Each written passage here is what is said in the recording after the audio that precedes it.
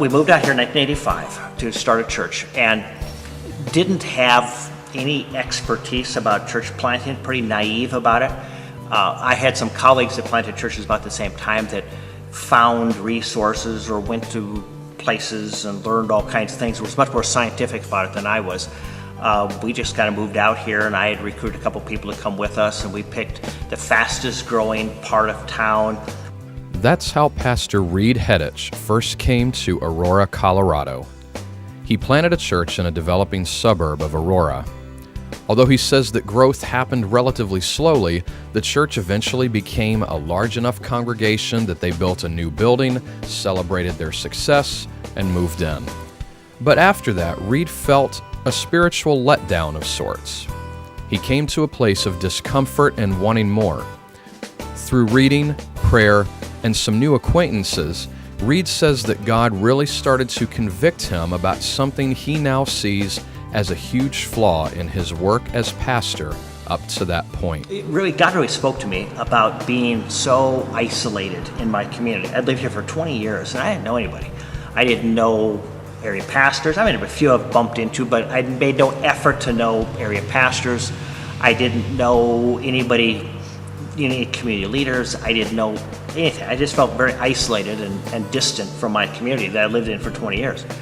This realization was the beginning of Pastor Reid's journey into Christian community development.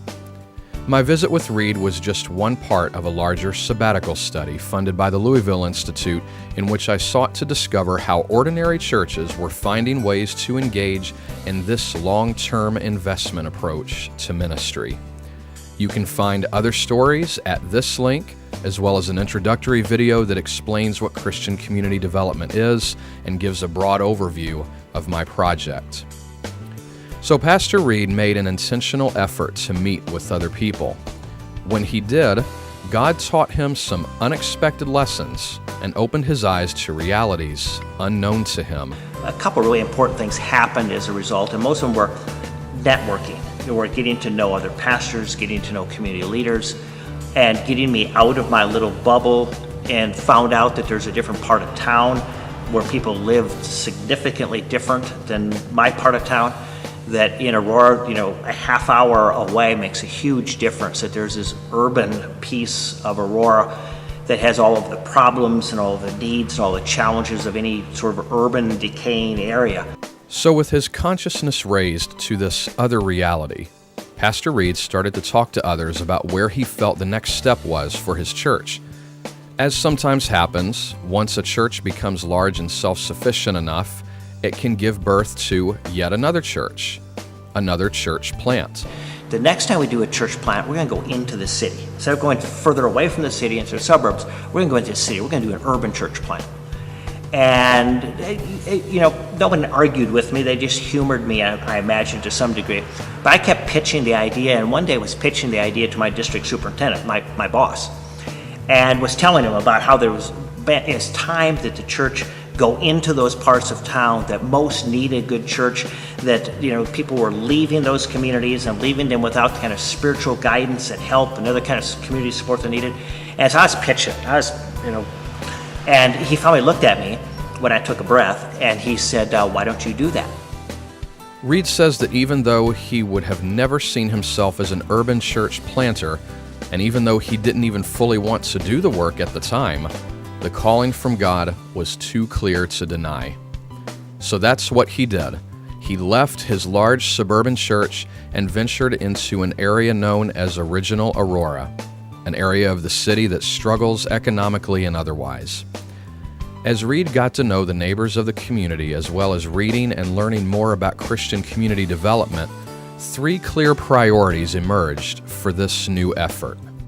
One was that we would be about development. We'd be developing people, developing community, and so we'd be giving people, again, the old cliche, a hand up instead of a hand out. We also decided early on that we wanted to be multi-ethnic, that we lived in a neighborhood that was incredibly diverse, that in this neighborhood just right around here, there are over 120 languages spoken. And so there's a center of refugee resettlement as well as a huge immigrant population. We also wanted to be about collaboration. One of the things that that I learned as, again, sort of meeting community leaders and getting involved in the community was there was a lot of people doing a lot of good things. Didn't work together as much as they should, but there was a lot of good people doing good stuff. And so we thought early on, let's take advantage of the fact that we know the community and work with people rather than just sort of starting whatever programs we had. So it was important to us early on, and still is, to find out who is doing what in the community, see where we can engage with others rather than duplicating things. To capture these realities and goals, Reid and his first group of partners and neighbors decided to name the church Moasic, and their church slogan, "From Broken to Beautiful," captures what they believe God does and will do in this new place. As Reid explains, some of this beginning work was more intuition than anything, and he didn't exactly follow the church planting playbook. Is that we thought early on it was important for us to have presence in the community, and especially since I wasn't able to move here right away, that we thought we needed to have something, real bricks and mortar of some sort in the community. And so we went after purchasing a building early on, way before you're supposed to do that in church planting and things. So it was about a year in that we actually bought a building, and it was the help of the denomination and some other people who were pretty good to us in that process. Bought a little 5,000 square foot building, an exact location that we wanted to be in. And as you well know, we're in the middle of trying to renovate it right now. This interview was shot in July of 2014, sitting in the middle of the gutted space that would become this, the Dayton Street Opportunity Center. A place for Moasic's worshiping community, but so much more. More than Reid expected early on. As Reid said, God convicted him to come out of his isolation and network with as many people in the community as he could. This networking gave Reid the opportunity to meet someone who would become an integral part of Moasic's ministry in this community. Her name was Moasic Pollard.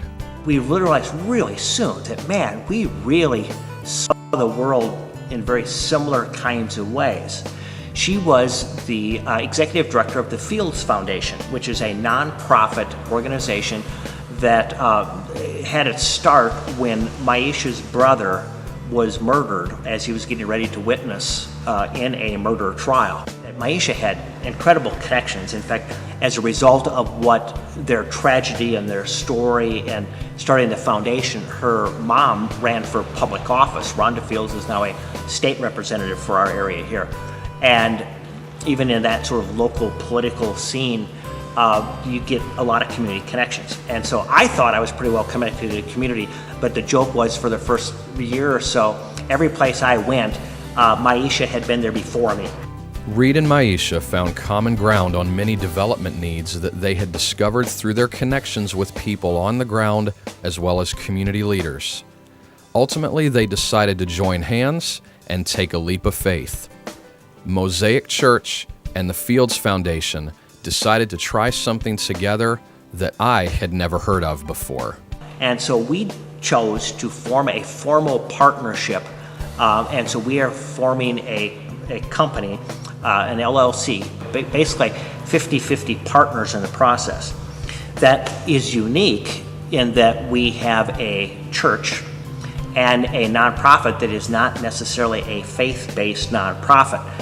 But one of the things I realized very quickly, that even though they weren't a faith-based nonprofit, these were some of the most faith-filled people I'd ever seen. A church partnering with a nonprofit, and even a nonprofit that's connected to a politician, to some degree, all kinds of sort of red flags or things that just aren't usually done, which is just a great incentive for me to try to do it.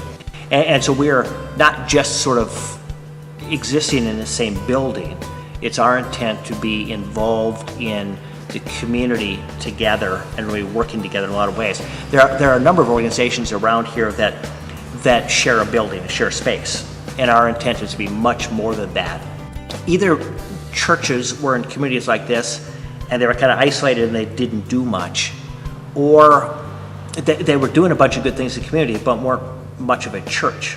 And we don't know if we can pull this off, but we want to be a real, live, worshiping, multi-ethnic church in a community that is strong in every kind of way. In this area known as Original Aurora, there is a very interesting, highly visible contrast.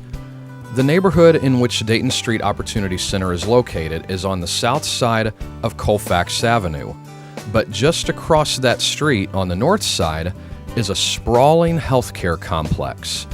Development here has been so robust, in fact, that some of the healthcare facilities were having trouble filling all their open positions. They couldn't find enough qualified workers. But right across the street from them is this neighborhood full of people who are unemployed or underemployed, but didn't have the skills and education to fill those jobs. So Moasic Church and the Fields Foundation saw a ripe opportunity to make this connection. They were able to land a county contract to do job force education. And so they've got a county contract to do a youth healthcare academy.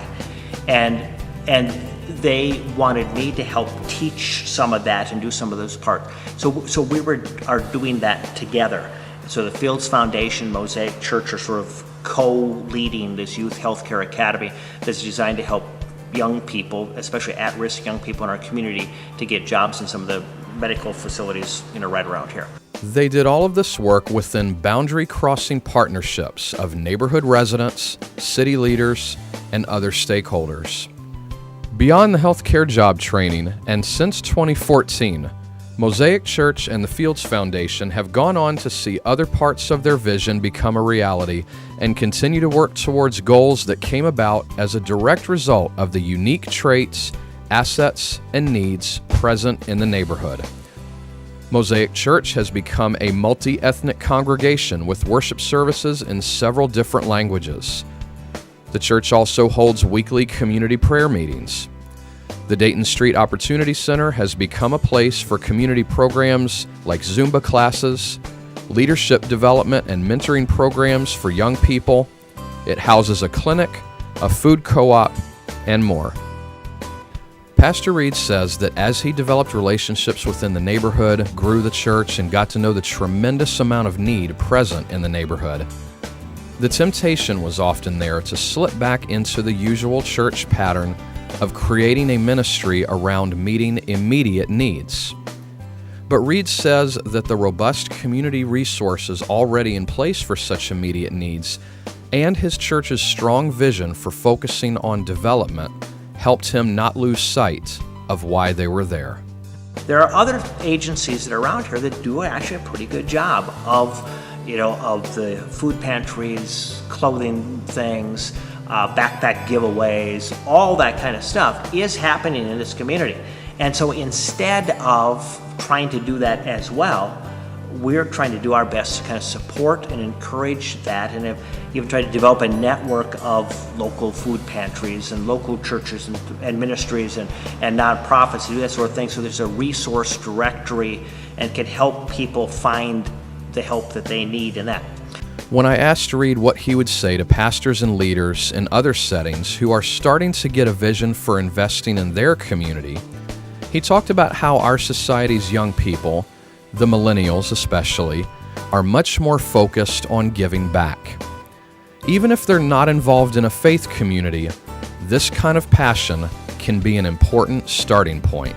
There are people in churches, I think there are thousands of people in churches that want to do something that matters.